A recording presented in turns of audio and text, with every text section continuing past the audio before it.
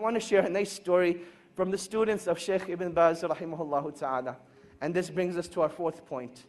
That fourth point is, it's not about how you live your life in this world. It's not about how you live your life in this world, but it's all about how you will be raised in front of Allah subhanahu wa ta'ala. It is all about how you will be raised. And this alludes us to the point that whatever you die upon is what you shall be raised upon. So let your last deed be your best one. And the story goes as follows. There was a brother who came overseas. And he came to seek a bachelor's degree in any field. And the natural climate was that this was the first time he got freedom from his family. In his society, people are very religious, very practicing. He couldn't have the fun that he wanted to have. So he comes to a place like England. He's in a free mixing university. In a society where no girl looks at you. In fact, there are no girls in your class. Now all of a sudden they're sitting next to you. And you can actually find an excuse to talk to them. Hey, can I borrow a pen? Hey, can I borrow some paper? And conversation becomes very easy. And now that you have a foreign accent, oh my God, you're a fitna for them.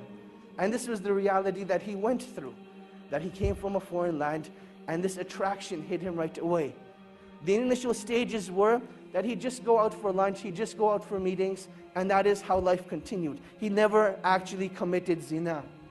One day though, he went to a party, and he committed zina. Out of, pure emotion, he committed zina.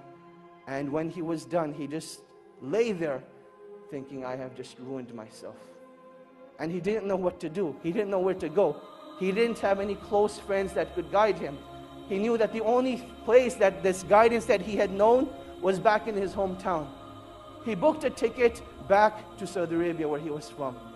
And on his way, he had a stopover in the country of Qatar. While he's in Qatar, he goes to the musalla and he's just crying. And you'll see that this is one of the most awkward situations that you'll have. You can think about when you're with people and there's this awkward silence, and it's really weird. What do you do in that situation?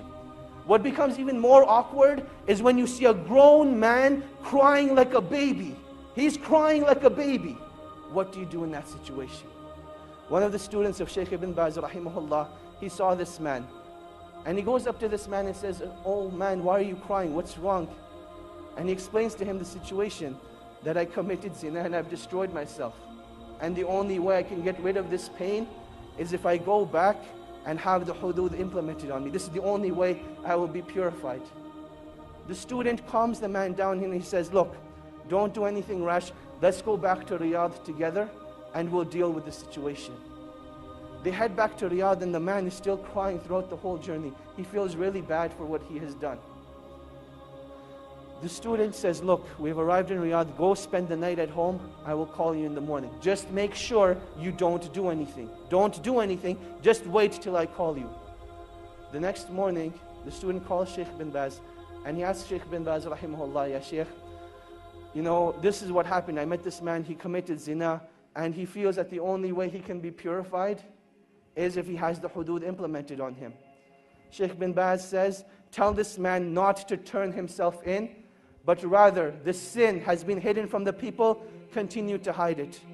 Rather, seek forgiveness from Allah subhanahu wa ta'ala and turn yourself to the Quran. Let Allah subhanahu wa ta'ala be your guide. So this is what the Shaykh says to the student. The student calls this man up. Let's give him a name now. His name was Ahmad. He tells Ahmad, look, the Shaykh says, don't turn yourself in. Death is the easy way out. This pain and suffering will not be taken away from that act. And Allah subhanahu wa ta'ala does not want this from you. But rather Allah subhanahu wa ta'ala wants you to rectify your ways, turn back to Allah subhanahu wa ta'ala, and that is when that pain and suffering will be taken away. That is what Ahmad decides to do. A couple of days go by, he starts reading the Quran, he starts praying in the masjid, and he says that I've never missed a single salah in the masjid since that event took place. This continues for about 2 weeks. Now this student, he disappeared from the life of Ahmad. There was no contact between him. And then one day, he notices that he has a missed call from Ahmad. He says, later on, I'll give him a call. Another couple of days go by, and Ahmad's house is calling now. His home number is showing up on the Shaykh's phone 5-6 times. The student calls the house back and he says, "Assalamu alaikum, how are you guys doing? What's going on?" And they say, "We need to speak to you. Ahmed needs your help." And he says, "Definitely, I'll come over and see you tonight after Isha."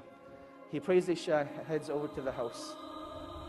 And he sees that something just isn't right. That you can walk into a place, no one will say anything, but you can see it from their faces. You can see it from their sights that something just isn't right. He goes to the father and he says, "Assalamu alaikum." He says, "Wa alaikum assalam." He says, "I don't even know what to say to you, but I want to thank you from the bottom of my heart. Because I know if it hadn't been for you, this wouldn't have happened." And the student's thinking, what did I do? So he says, "Well, what happened? What are you talking about?" And he says, "Let me show you." He says, "Ahmed went and prayed Salatul Isha tonight. And he came back and he came to pray his sunnahs. And he was in his room for a really, really long time. And we went to seek him out. We didn't know what had happened to him. But I want to show you." He took the student to Ahmed's room. And there Ahmed was in sajda. And Allah subhanahu wa ta'ala took his life away at that time. And that is how he passed away. This is the story of an individual, not who was righteous, but this man committed zina, one of the biggest sins in Islam.